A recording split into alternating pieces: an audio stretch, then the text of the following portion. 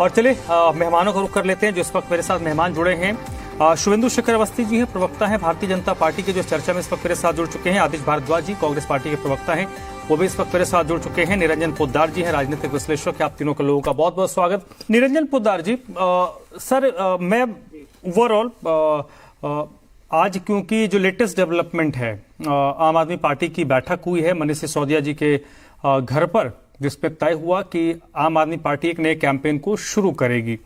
मूल सवाल मेरा यही है सर, ये सवाल इसलिए भी मैं आपसे के सामने रख रहा हूं कि अमूमन सरकारों में आपने भी देखा होगा कि जनता दरबार लगाया जाता है। इसकी दो वजह होती है, एक तो कि फ्रिक्वेंटली काम हो। आप जनता दरबार जब लगाते हैं तो इसका एक मतलब ये भी होता है कि सरकार की एक फेल्योर है।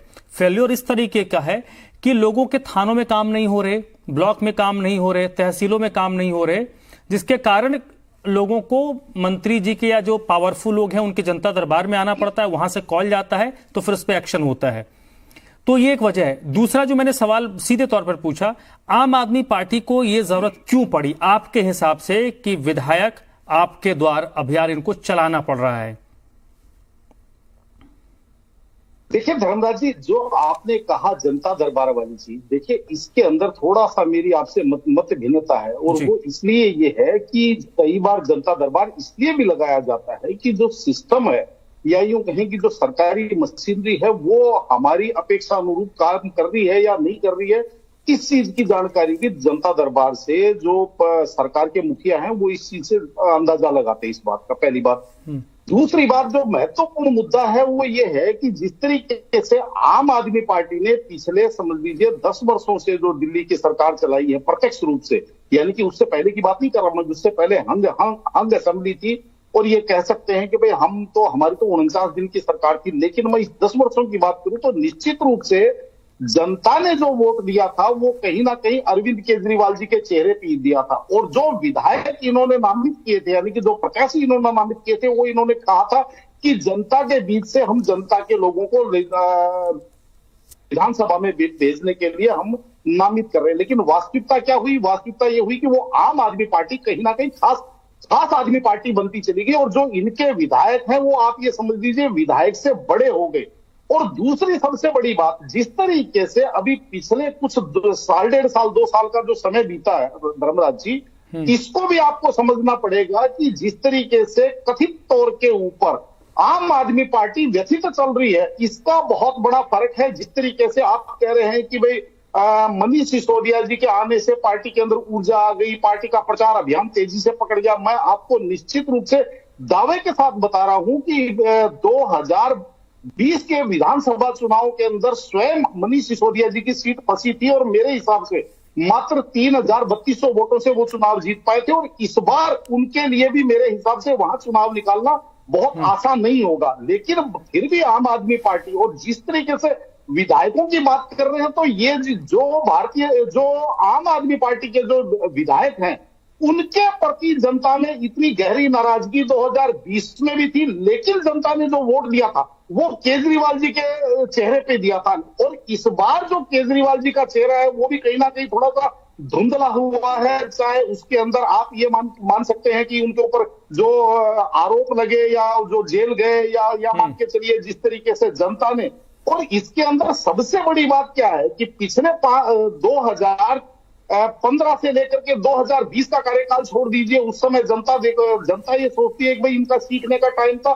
लेकिन 20 से लेकर के और ये जो ये वर्तमान कार्यकाल चल रहा है, इसके अंदर अब ध्यान दीजिएगा, मेरी बात, मेरे शब्दों का थोड़ा सा ध्यान दीजिए। जो जनता की व्याधा है उसको ये भारतीय जनता पार्टी की बाधा बताते हैं। ये कहते हैं भारतीय जनता पार्टी हमें काम नहीं करने दे रही। तो मेरे को ये चीज समझ में नहीं आ रही कि अब ये जनता के पास जाकर के किस नाम से वोट मांगेंगे कि भाई हम अगले 5 साल फिर हम जिसको कहते हैं रुझानी राजनीति करते रहेंगे, या फिर हम भारतीय जनता पार्टी को दोषित करते रहेंगे। आप हमें वोट दीजिए, हम सरकार बीजेपी हमें काम करने देगी या नहीं देगी वो हमें नहीं पता। तो ऐसा कैसे हो सकता? दूसरी तरफ अगर हम चले भारतीय जनता पार्टी की तरफ, तो देखिए निश्चित रूप से लगातार पिछले 2 चुनावों में हम ये देख रहे हैं कि लोकसभा में भारतीय जनता पार्टी को सफलता मिलती है। और धर्मराज जी, सफलता से जो आश्वस्त हो जाता है, जो आप ये मान के चलिए सफलता से जो आश्वस्त हो जाता है, वो कहीं ना कहीं जो सफलता को जो शाश्वत मान करके आश्वस्त हो जाता है, वो कहीं ना कहीं धर्मराज जी पिछड़ता है। और भारतीय जनता पार्टी की बात करें तो भारतीय जनता पार्टी का जो एक जिसको कहते हैं ये जो इनकी दिल्ली प्रदेश के लेवल के ऊपर जो इनकी ताकत है, वो ही कहीं ना कहीं जाकर के इनकी कमजोरी बन जाती है। क्योंकि इनका जो वार रूम है वो तो चलिए मैं मान सकता हूं कि कहीं ना कहीं तो वर्क करता होगा, लेकिन इनका वॉरियर कौन है, मुख्यमंत्री का चेहरा कौन है, दोबारा से ये प्रधानमंत्री जी के चेहरे पर चुनाव लड़ने जाएंगे या क्या करेंगे, अब ये चीज देखने वाली है। और रही बात यहाँ पे कांग्रेस की, तो धर्मराज जी 20 सेकंड और निश्चित रूप से मेरा ये मानना है कि इस बार कांग्रेस के पास बहुत अच्छा सुनहरा अवसर है अपना पुनरुत्थान करने का। क्यों? इसलिए मैं कह रहा हूं कि जिस तरीके से पिछले 5 वर्षों के अंदर भारतीय जनता पार्टी और आम आदमी पार्टी की जो नूरा कुश्ती चली है, कहीं ना कहीं जनता इस चीज को लेकर के व्यथित भी है, जनता इस चीज को लेकर के दुखी भी है। और कांग्रेस अगर अब अपने सही राजनीति का परिचय दे या इनके जो वॉरियर और वार रूम अगर सही रूप से काम करे, तो मेरा मानना यह है कि बेशक ये सरकार ना बना पाए, लेकिन अपनी राजनीति का पुनरुत्थान या दिल्ली की राजनीति में कर सकते हैं। यानी कि अपना विगत स्थान भी नहीं है तो हम तक आ सकते हैं। चलिए ठीक है। निरंजन पोद्दार साहब, मुझे लगता है कि इस बात से तो सभी लोग इत्तेफाक रखते होंगे, क्योंकि जो नेताओं के शब्दों में कहे दिल्ली की देवतुल्य जनता, उनको भी सब कुछ पता है कि कौन क्या कर रहा है, कौन नहीं क्या नहीं कर रहा है। अभी जो स्थिति है, आम आदमी पार्टी क्योंकि सत्ताधारी दल है तो फोकस में मैं आम आदमी पार्टी को ही रखूंगा। आम आदमी पार्टी के लिए चुनौतियां थोड़ी ज्यादा हैं, क्योंकि 10-12 साल का एंटी इनकम्बेंसी सर आपके साथ साथ तो चलता है। आप कुछ भी कर लीजिए, आप कैसे काउंटर करेंगे वो लास्ट टाइम तक आपके रणनीति में पता चलेगा। तो एक तो ये पहलू हो गया। दूसरा पहलू कि आम आदमी पार्टी कितनी भी बातें करे, जनता जब आपको आप बार बार एलजी साहब के पास अगर नाम लेते हैं, अधिकारियों की आप बात करते हैं, तो ना तो को दिल्ली का मुख्य सचिव आम लोगों से वोट मांगने जाएगा, ना लेफ्टिनेंट गवर्नर दिल्ली वोट मांगने के लिए जाएंगे। वोट तो जो विधायक है वही मांगने के लिए जाएंगे। तो अगर बार बार अगर उनकी तरफ आप इंगित करेंगे, उंगलियां उनकी तरफ करेंगे, तो पब्लिक शायद इसको हर बार अच्छे नोट पे ना ले। देखिए धर्मराज जी, निश्चित रूप से आज का जो आपका मुद्दा है उसी मुद्दे के ऊपर मैं शुरू करता हूं। जिस तरीके से अभी तक हमने देखा आम आदमी पार्टी के, चाहे आप 2015 का विधानसभा चुनाव हो, चाहे 2020 का विधानसभा चुनाव हो, उस समय भी इनके विधायकों की जो चेहरा था या विधायकों की जो परफॉर्मेंस थी वो बहुत ज्यादा मायने नहीं रख रही थी। मायने रख रही थी अरविंद केजरीवाल जी का चेहरा, जो अब कुछ ना कुछ धूमिल हुआ है पहले से ज्यादा। और ये इसलिए क्योंकि जो घटनाएं घटी हैं केवल एक घटना नहीं है, बहुत सारी चीजें हैं, कई चीजें यहाँ पे चर्चा हो चुकी। जैसे अगर मैं एक चर्चा और करूं कि भाई अरविंद जी ने कहा कि 2025 के चुनाव से पहले हम जो है यमुना के अंदर आपको आचमन करवाएंगे, आपको गोता लगवाएंगे। आज भी यमुना आपको सफेद यमुना दिखाई दे रही है, पहली बात।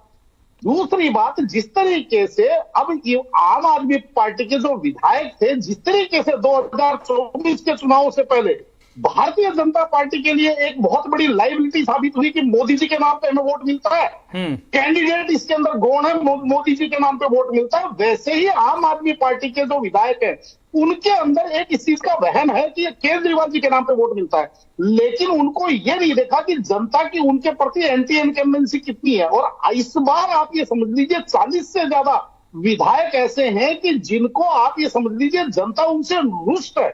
और मुझे नहीं लगता कि इस बार केजरीवाल जी का जो चेहरा है वो इतना ज्यादा समझ लीजिए ऊर्जावान दिखेगा या जनता उसी को। ये बात मैं इसलिए कह रहा हूं कि 2024 के लोकसभा चुनाव से पहले जिस तरीके से केजरीवाल जी को जमानत मिली और उसके बाद में उन्होंने चुनाव में स्वयं कहा कि अगर आप भारतीय जनता हमें वोट देंगे तो मुझे जेल नहीं जाना पड़ेगा, और अगर आप भारतीय जनता पार्टी को वोट देते हैं तो अगर आप मुझे जेल भेजना चाहते हैं तो भारतीय जनता पार्टी को वोट दे देना। लेकिन उसके बावजूद भी आपने देखा होगा कि जनता का मूड क्या रहा, यानी कि जनता उनकी जो मार्मिक और भावनात्मक अपील थी उसके ऊपर भी विचार ना करके और जनता ने भारतीय जनता पार्टी को सातों सांसद दिए। तो इससे यह लगता है कि कहीं ना कहीं जो केजरीवाल जी का जो चेहरा है वो कहीं ना कहीं थोड़ा धुंधला हुआ है, धूमिल हुआ है। और उसके अंदर भी धर्मराज जी, सबसे बड़ी बात क्या है कि देखिए कितना ही चेहरा हो, लेकिन जिस तरीके से 24 के अंदर, उत्तर प्रदेश के अंदर, राजस्थान के अंदर, हरियाणा के अंदर भारतीय जनता पार्टी के लोकसभा कैंडिडेट को जनता ने हरवाया ना, मोदी जी का चेहरा होते हुए भी हरवाया ना। तो उसी तरीके से जनता इन विधायकों से इतनी रुष्ट है कि या तो इनका कहीं ना कहीं, जैसे मान लीजिए इनके अंदर कुछ बदलाव होता है, यानी कि कैंडिडेट बदले जाते हैं, या नए ये पुराने कैंडिडेट उतारते हैं, तो अब ये कितनी लाइबिलिटी साबित ठीक होती है। है। मेरा तो ये मानना है कि इस बार वो जो 62 या 67 वाला जो खेल था, वो तो निश्चित रूप चलिए, से ठीक है नहीं सर। होने वाला, आप ये मान सकते हैं। और हम फिर जुड़ेंगे उन मुद्दों पर बातचीत करने के लिए। आपसे मेहमानों का बहुत बहुत शुक्रिया।